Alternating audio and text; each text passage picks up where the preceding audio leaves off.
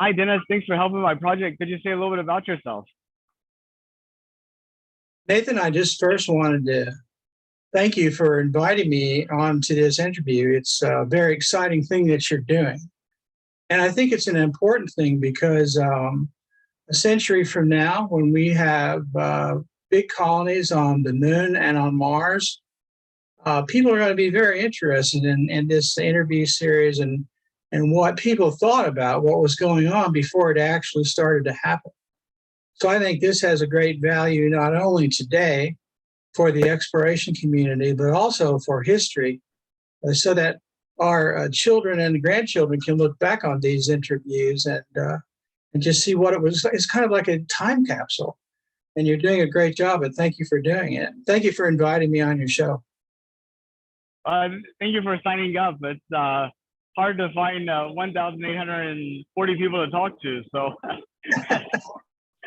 I can imagine plus, that's true. And plus, making sure that we get a good representation from a wide spectrum of people, of past experiences and future beliefs and all of that. Mm-hmm. Well, you asked about me. I am a retired NASA engineer from the John F. Kennedy Space Center. I spent my 30-year career out there. And at the same time, I was a bioengineer, space life scientist of macro systems, which means instead of looking at cellular biology and subcellular biology, we were concerned with building machines that used life in our life and in an advanced life support system that would be considered for both the moon and Mars. And just one side note here, I always call the moon Luna because Luna is its proper name. It's like saying we would call the Earth planet. Sure, it's a planet, but it has a name, and that's Earth. And the moon, of course, is also a moon, but it has a name, and that's Luna. So if your audience would forgive me, I will probably refer to it as Luna for the interview. But anyway, I worked out there for 30 years and just retired recently and had a great career out there. And I always thanked God for having the best job in the universe, and I wouldn't have given it up for any other job. And we did a lot of things out there in space life sciences over 30 years. And one of the things that I was involved in was I was the chairman of the Kennedy Space Center Laboratory Animal Care and Use Committee. We reviewed every single protocol that went to the Russian Mir space station, to a shuttle orbiting craft, and finally to the International Space Station for 14 years. So I have a really good idea of biology in space and what the limitations are. And if you'll look at the book cover there on the left part of your screen, that is a book that I'm writing. Actually, that's just one of 2 volumes. And in that book, I discuss biology in space and the limitations of biology in space based upon our current exploration model. And that model is going to have to change because we've reached our limit. And so that's what I have done over the last decades, and that's what I'm up to now. Could you talk a little bit about the model that we're using to explore space now, what limits we've reached, and what you propose as an alternative? Sure. The model that we're using now is what I call the Apollo model. That was the model, of course, that we used successfully to first land humans on Luna, and it was an outrageously successful model. We didn't lose any of our astronauts. We came close on one mission, but we didn't lose any of our astronauts. It was an incredible accomplishment, probably one of the greatest accomplishments of human history. And so that has good news and bad news. The good news is that it went so well, it did so much. The bad news is that we look to the Apollo model of space exploration as the ultimate model when it's really not. Even back in the 1960s and early 70s, it was operating at the very end of its limit, as we have discovered in subsequent decades as we've done research on the outcomes, the health outcomes for the Apollo astronauts. And then we have this magnificent space station, International Space Station. And for decades, we've been doing research in the effects of space exposure to our astronauts. And we have discovered that we have found the absolute limit of our model. We have reached the absolute limit of our model. But unfortunately, we have designed what is being called an Apollo on steroids system that's going to push us beyond low Earth orbit into deep space, which is that part of space that is above the Van Allen radiation shields. And that, of course, includes the moon and our Luna, and includes Mars and everything in between. So now we're pushing our Apollo era exploration model into an area that it is not really well designed for. And there's going to be problems. And so what we should do, if we are an intelligent species, is we should look at the model, its expiration date, and redesign our system so that we can protect our astronauts as they leave the Van Allen shields as a preeminent priority, instead of using the old Apollo paradigm, which requires that the astronauts adapt to the space environment. So we're going to need to change that. It starts with the change of the exploration philosophy. And then once the exploration philosophy has been changed, then the model changes along with it. So that's what we need to do in order to protect our astronauts beyond the Van Allen shields, especially on the surface of Luna. If you look back at the Apollo astronaut experience, the average time away from the shield, the Van Allen shield, which protects us all against excessive cosmic radiation, those average missions were 9.5 days. And even at 9.5 days, over the course of decades after their experience, the astronauts had some significant medical problems that were documented in an article in Nature not too long ago, such as cataracts and cardiovascular effects that were not exhibited physiologically until decades after their very short-term exposure. Now, if we go out to Luna and we spend more than 9.5 days, we can assume that these astronauts are going to potentially have the same physiological problems decades down the road. If we stay longer than 9.5 days, which we're planning to do, then that radiation damage will accumulate, and we do not know what the end limits of that accumulation is. So these are some problems that we need to really seriously look at before we commit human subjects to this unknown radiation exposure.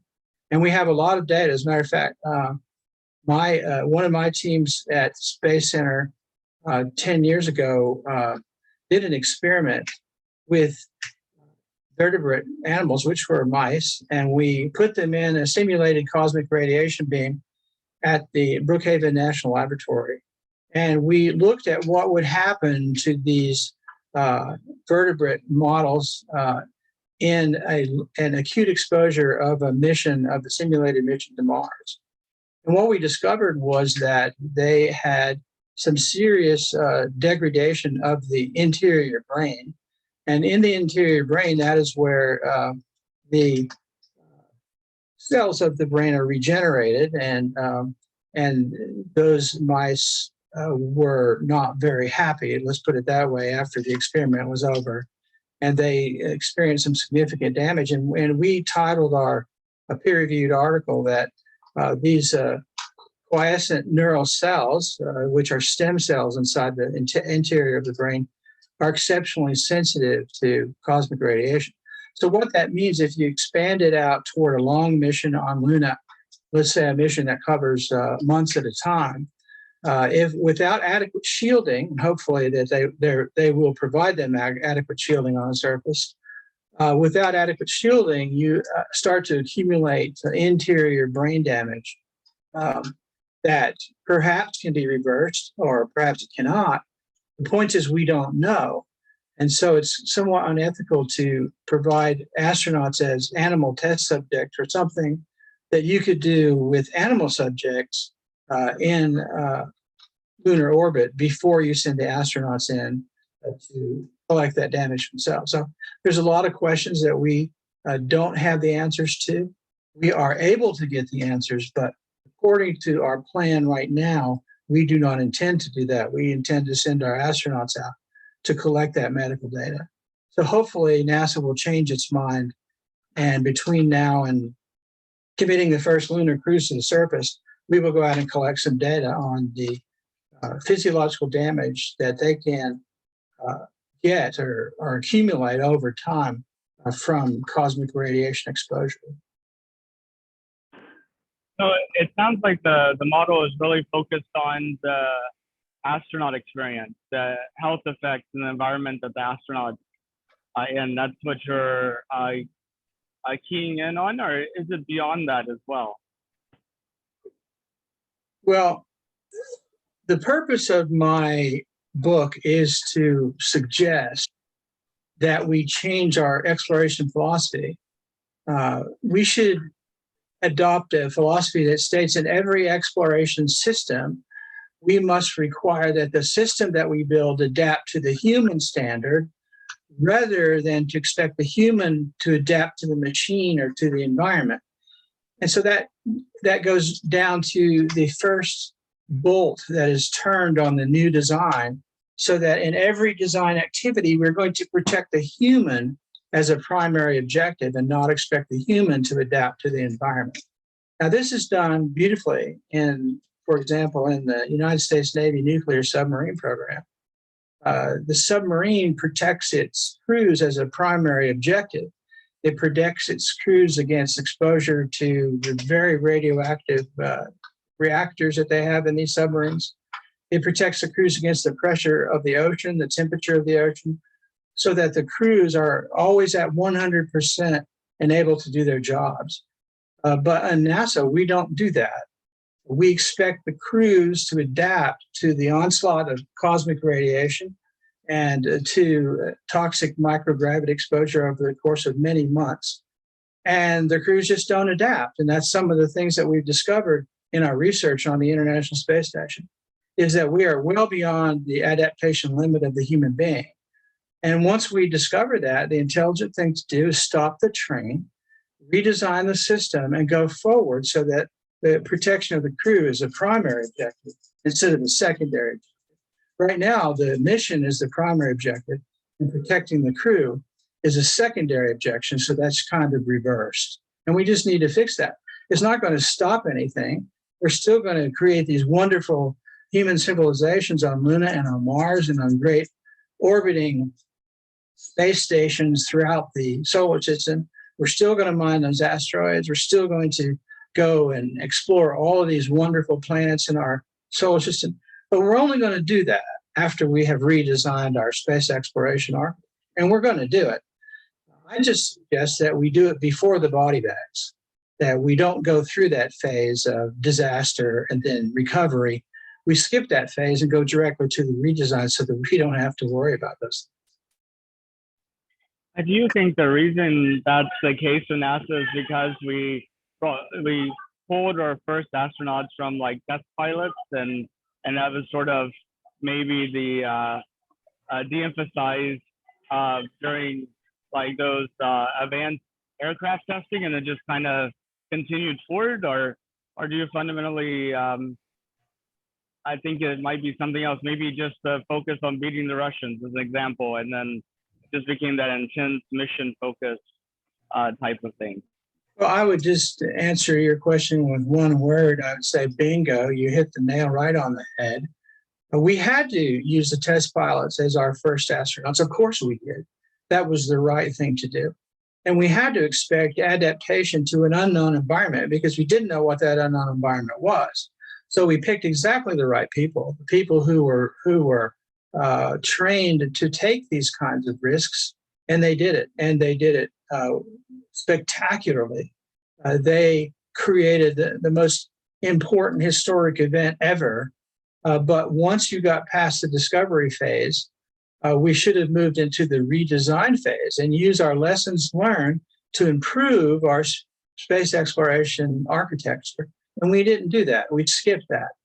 And the reason that we skipped that is very understandable, because the Apollo system was so spectacular. It means so much to human history that we just thought it was the end all to everything. So when the shuttle was retired and we learned all of those difficult lessons from the shuttle program, NASA came back and redesigned its space architecture on the old Apollo system because it was so successful. And so the administrator at the time said that the new system was going to be Apollo on steroids. What he should have said is, no, we're going to move into phase 2 of our space exploration architecture. We're going to use the lessons that we learned and redesign for a new century of space exploration. But they didn't do that. They went back to the Apollo days. They injected some steroids in it. Unfortunately, Apollo with steroids is only going to injure our crews more. So we need to go back to the drawing board. And you know, Nathan, to be honest with you, I worked in the government for 42 years. And I know that the government, after having spent $1 trillion on a system, is not going to throw up their hands and say, we made a mistake. That doesn't happen in government.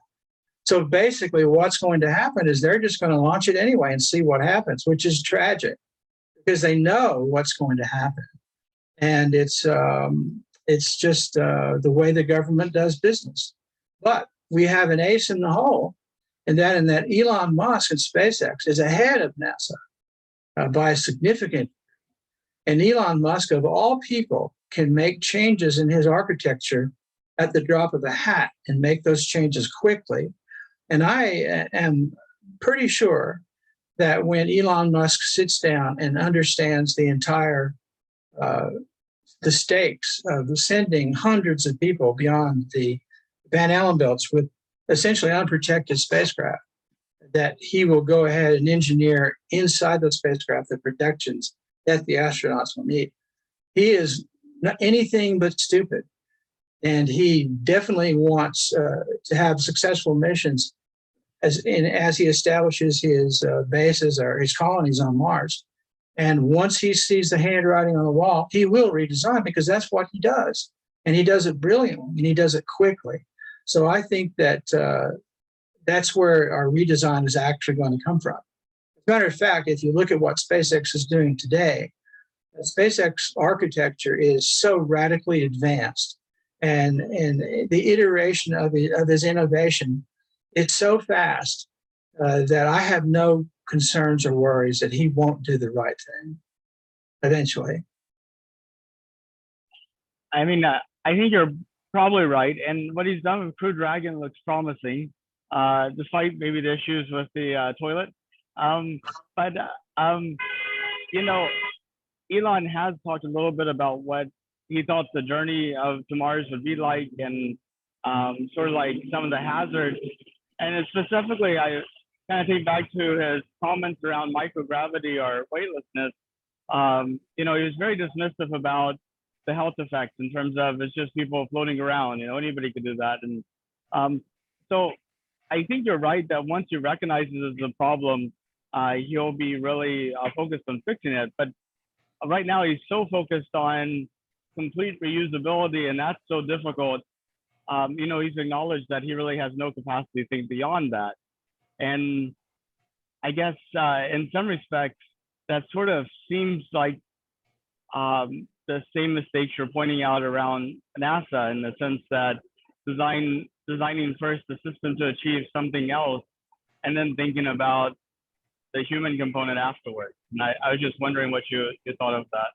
Well, I think that there's a lot to be said for that, because Elon wouldn't be Elon unless he was focused. And he is focused on the reusability of his spacecraft. But I believe that in the back of his mind, he's also focused on success. If Elon realized that his first crews were going to be seriously injured because of toxic exposure to microgravity and cosmic radiation, he would fix that before he left, because he doesn't want to be known in history as sending off a doomed crew from the outset. He won't do that. So I'm very confident that he will readjust his focus after he has created these incredible reusable ships. And oh, by the way, Nathan, I plan to ride out of here on one of his spacecraft is a Starship, or what is it called, Starship? I plan to take one of those vehicles out of the atmosphere from a point-to-point low Earth orbit journey into space, and it's not going to cost me a house mortgage to do that. I know that that's where he's heading. He's going to do it. It's going to happen. I'm going to be on the ship, and I'm going to be a lot younger than William Shatner, who's flying out tomorrow. So I'd be very excited about what's happening in space, about our future in space. And yeah, I just read off a bunch of limitations that we have, but we're going to fix those limitations because we are destined to have these beautiful colonies on Luna and on Mars. That is our destiny. And we're going to fix the problems, and we're going to do it. I'm not one of these people that says, oh, we can't do it. Yes, we can, but we need to do it right the first time. And we don't want to waste lives or injure people permanently in the process. That's my biggest message with my book. And Nathan, are you excited about riding to Luna on a Starship one day? Definitely. I really wish I could have been part of the Dear Moon crew that's going around the moon in 2023.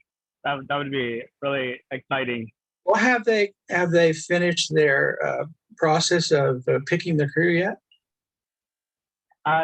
No, not really, but they have sort of limited. They had a big applicant pool. Then for a select number, they asked them to submit a video, and then a select number of those, they started doing health checks on. Oh, I but see. they have so you know if you're not on the crew at this point. Okay. Well, with your fantastic video series here, maybe they'll change their mind. But that's irrelevant because there's going to be so many opportunities to fly into space when Starship is all done, and it's going to happen. It's as a matter of fact, I don't know if you know it or not, but you're part of the new media, the new space media. The old space media was the three big giant networks, and they interrupted their subs when they thought it was okay, and then they ignored missions and all. But nowadays, you guys are following the space story, not only day by day, but hour by hour. And if you look at all of the available tracking of what's happening down at Starbase and what's happening over at the Space Center, it's incredible. And you guys don't allow us to miss a beat.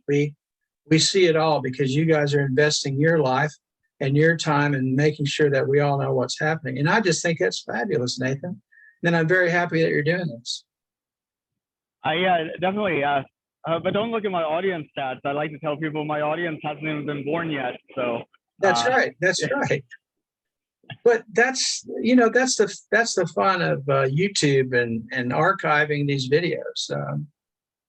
I watch videos that are many decades old all the time, and yours is going to serve a very important purpose. I think right now, as your audience builds, and certainly later as an archival journey of what we were thinking about when this whole thing was coming to pass. It's just amazing, and I appreciate you doing that.